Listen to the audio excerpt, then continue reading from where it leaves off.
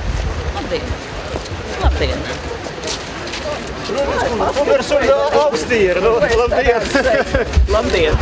Равные налоги, равные права. Latvijā mazākuma tautību valodas un kultūras apgūve par valsts līdzekļiem tiks saglabāta.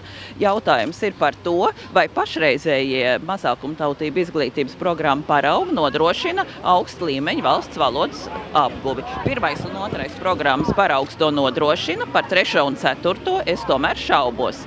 Un mums pat nav jāgroza likums, mums ir jāsniedz vajadzīgā metodiskā palīdzība, jānodrošina mācību līdzekļi, lai vairums skolu 4 gadu laikā pārietu uz 1. vai 2. mazākuma tautību programmu paraugu, kurš, kā jūs ļoti labi zināt, nodrošina iespēju apgūt dzimto valodu un kultūru un vienlaicīgi arī latviešu. Я мать твоих детей! Я хочу, чтобы мои дети учились на родном языке!